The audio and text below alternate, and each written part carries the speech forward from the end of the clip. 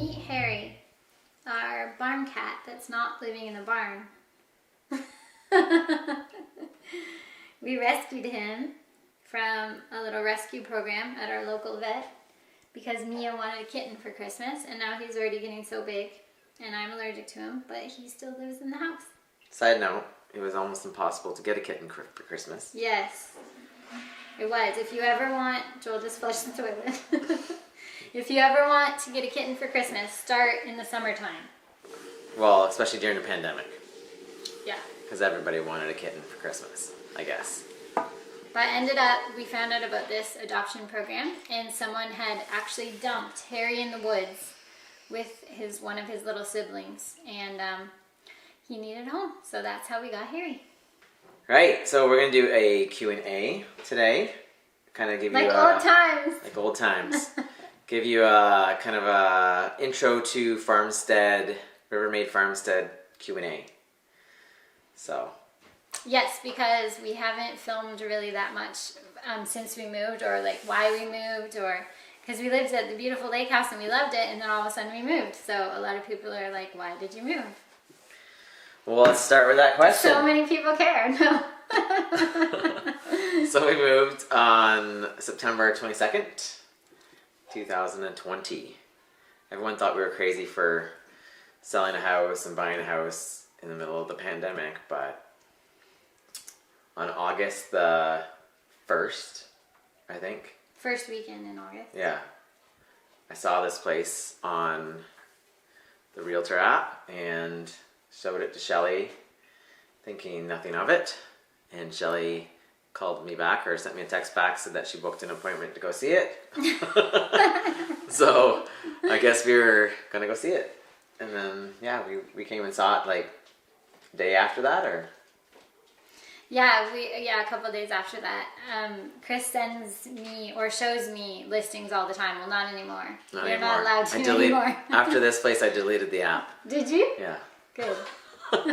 Yeah, so Chris sent me the listing, and immediately I was freaking out about it in front of the kids, because I'm always with the kids and they were looking at it with me, and I was like, wait, this place has this and this and this, and I kept like, this seems like it would be like perfect for our family and everything, and I was like, no, we can't move. I was like, oh, I just can't imagine moving right now, because we've moved a lot of times.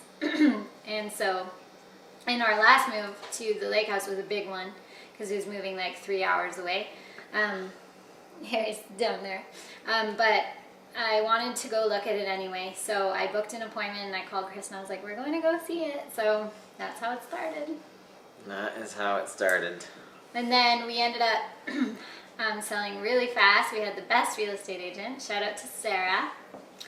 If you ever need real estate up here, Sarah from Remax. And we sold, I think, to the second person who looked at our house. I think it was the second person. Yeah, I think so. And they fell in love with our house, and we were so happy for that, because we wanted to, give it to people that would really love it, and the new people really love it, so that's good. We basically saw this place, put an offer in right away, but then through a bunch of different complications, our offer didn't really get looked at for another week.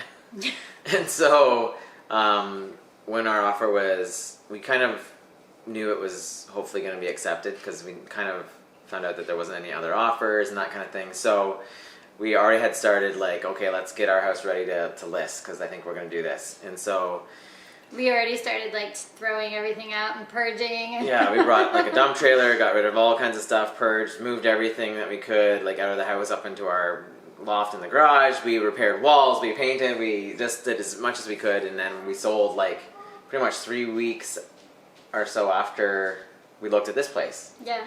And then we were moving in like pretty 4 much had like weeks yeah, pretty much had 4 weeks to pack up and move to this place. So and you have to remember, it wasn't just moving a house, because the lake house wasn't that big, but it was also moving the workshop, the loft in the workshop, and our chicken coop. yes, the chicken coop. It was moving a lot of stuff. Do you have video of the chicken coop being moved? Yeah, I do. Okay, I'll try to put that up. Driving up with you. Baby tips up. This is so We're in a low gear. Oh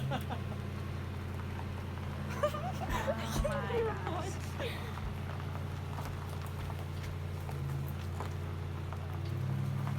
Whoa, whoa, whoa! Oh.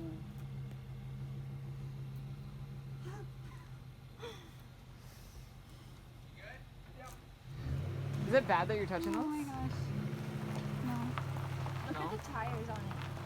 Oh my gosh. Those tires are This small. is gotta be scary driving there. An hour. Oh, the other light's working.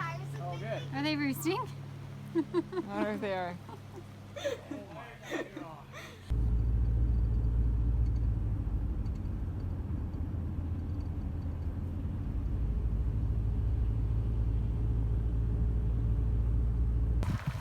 We're moving the coop again to its permanent home. So here's to hoping it doesn't get stuck in the grass while we take it down there, and that we can actually get it off the trailer. Oh my goodness. It's going down there right beside the barn. Okay, so it's going in. We're gonna go around here. And it's gonna come through Woohoo! Look at my new bike. in front of the barn. That worked out well. We weren't sure if we would get stuck in the grass, but the coop is coming home. So we moved the coop today, which I showed a little video of earlier, and my husband was able to get it off the trailer and leveled on the ground. We put it beside this little barn structure here. And then we spent all this time rounding up all the chickens because they've just been free ranging, and bringing them here to the backyard of the coop to show them where their new home was and where they were going to be staying. Let's see. Oh, there are a couple back here. And we wanted to show them, like, this is going to be your new area that you're going to free range back here, not by the road where they were the last few days because their coop is in the driveway. And we had to move our trailer this time. Yes. Like our travel trailer. Yeah. And also, what else was there? We There had was a one few more trailers. big We thing. had, the coop. The canoes and kayaks. Oh, or just canoe so and much. kayak. Like, yeah, we had some bigger items this time that Yeah. we had to move. So, and we rented a U-Haul. Here comes the truck. Daddy's driving it. Let's see how cool he is.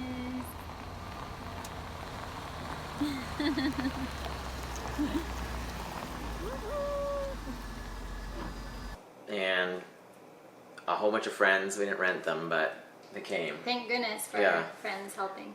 And so that's, I mean, why did we move? Because we love this place. We love the lake house too. We love the lake house too, and we kept saying all along, if our offer doesn't get accepted, we're still Oh, gonna be yeah. so happy at the lake house. We love it. Yeah. But we just felt like this property was really special, and we really wanted to try for it because we knew we'd regret it if we didn't. Yes. Yeah. And we'll tell you a little bit more about the property now. Yes. So what is Rivermaid Farmstead? Why do we call it Rivermaid Farmstead? Well, I like naming things. And usually everyone, if they have a little farm or whatever, they name it. And so I was thinking, what could we name it? And this property, all along the bottom of it, a big river borders the bottom of it. It's kind of creepy. Don't look down. Don't look down.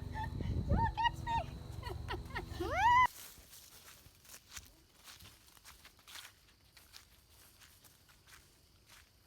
Look at how pretty we get to see sunsets down by the river.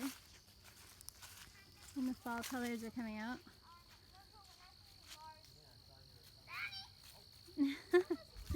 So we came down to see the sunset. Look how pretty it is.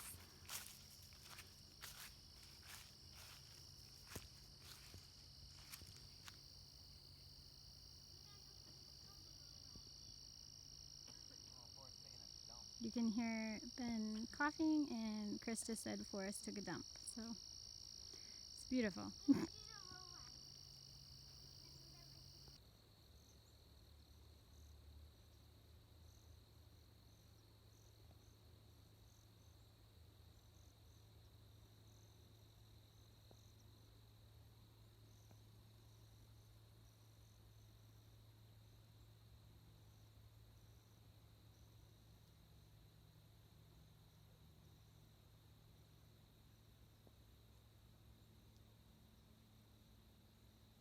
and it's a beautiful river. It's not like a small river. It's like a really big flowing river. So I knew I wanted that name in there because I love water and rivers and everything like that. So that's kind of how River Maid came. I just was thinking of things that would go with river, and I thought anything that's made here from our farm, so that's where the Maid came from, River Maid Farmstead. And because I chose Farmstead because it's not your typical farm property, so you wouldn't pull up here and be like, this is a farm. It's more like a homestead, small farm property, I would say. Yeah. So we're a little farther away from the main town now, and kind of a lot of people would consider us to be on the edge of nothing. Yeah. And so we have a few neighbors, but we can't really see them from our house, which is great. Not that we don't like neighbors, but it's great just so that you can just see trees and everything else in our area. So yeah, so we have about 9 acres. We have 9 acres, and it's kind of half and half tree and half open fields, and so it's really, and it's got some trails around the edges of it, and then like Shelley said, it's on a big river, about 700 feet of waterfront there, and at the waterfront you can't see any other places or anything. There's just trees on the other side, and just down the one way, there's only one neighbor. They have a small little spot, and then there's a beautiful waterfall.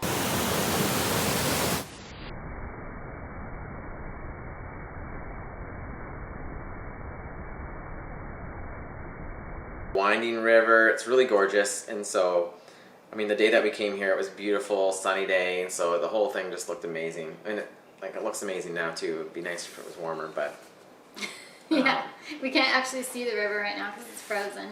Yeah, so that's kind of like a little bit of our property. We have a little barn. We brought our coop over. We've got a couple other outbuildings for like our trailers able to go into a building now. Our 26-foot long trailer that we travel in, which is awesome. So we don't have snow all over it. And normally we would be packing up the trailer this weekend to go to Florida, but that's not happening. And a workshop, a really nice workshop. Yeah, yeah, we have a nice workshop, and then on the side of the workshop, Shelley has a little area there that she's keeping for some of the animals, and that kind of thing, and yeah, a couple other sheds and that kind of stuff. But yeah, it's just a great property. Lots and lots of trees, which is why I really loved it, because a lot of farm properties you'll see are just field, which is beautiful too, but I love trees and nature, and they're big trees too, like really tall trees. Yeah. Yeah. What plans do you have for the farmstead? So we have lots of, obviously everyone dreams, I think, to have plans for wherever they are and what they want to do, especially when you have some property. So one of my plans is to use some of our property or a portion of our property to build a little cabin or whatever that might look like out on the corner of our property, kind of on the river where we can't really see it, or they can't really see our property necessarily, but then to rent that out, and that can be a supplemental income for us, so that we can enjoy other things that we want to do on our property as well. But yeah, so I can only imagine how cute Chris will make it, but we're hoping to have a cute little cabin that we rent out. yeah, so maybe you'll be a lucky... Book your time slot. Yeah. For me, anyone who knows me well would know how much I love animals, and how ever since I was a little girl I loved the idea of having a small farm. And even when we were first dating, I would say, I want to have a hobby farm one day, or all the time. Anytime we passed a farm, I was just drawn to it. It's just one of the things I've always loved. So anything to do with animals is what I love. And I wanted to pick a farm animal that would be on a smaller scale, because we don't have a big barn here, and we don't have like big industrial fencing yet.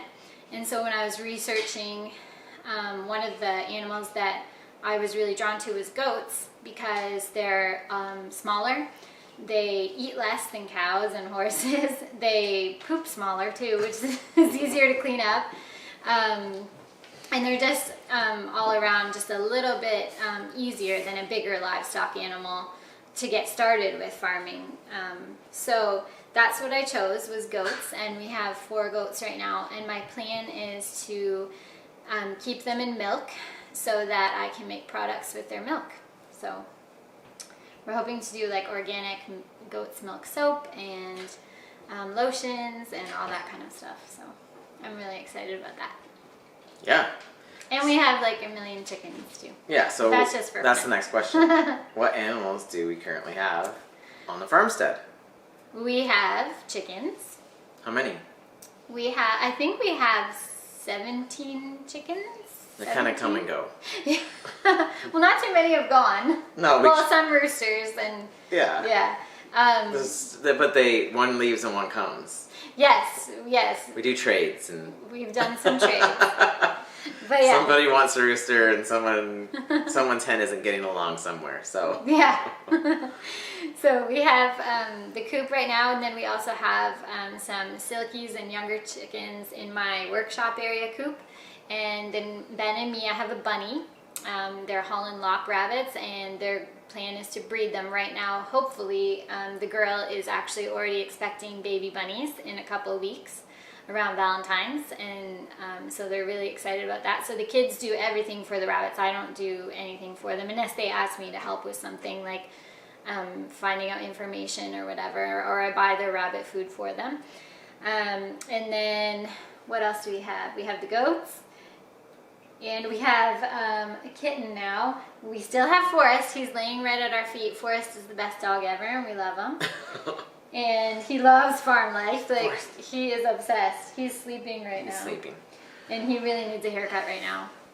And then we also have Dahlia, our livestock guardian puppy. She's not really like full-fledged livestock guardian at Not all yet. yet. And Harry. Yeah, I think I said Harry. Oh, okay. I think I said Harry. Yeah. So what is a livestock guardian puppy? Or a dog? Yeah. An LGD. An LGD. So livestock guardian dogs is something I got really into researching this year, besides all the research I did on goats and chickens and everything like that. But where we live, we have a ton of predators, would you say? Oh yeah. There's, name a few of predators. Well, Wolves, coyotes. Like coons, well, like everything, like all the Northern Ontario. Hawks, probably even. I mean, someone saw a cougar like an hour north of us. Yeah. So And where our property is, we could have pretty much predators coming from any vantage point. And in the fall, we were free-ranging our chickens, which means they can just go wherever they want all over our property. And every day I was just like, something's gonna eat them, something's gonna eat them. And I just didn't want to feel worried about our animals. And then when we invested in getting goats, I wanted to make sure they were protected as well, because goats are prey animals and they can't defend themselves. Like if a coyote jumped into their pen, that would be it. They would attack them. So I began researching livestock guardian dogs, and we decided to get a Great Pyrenees. And we're training her right now. She's practically my full-time job right now. Training her because she's only 3 months old.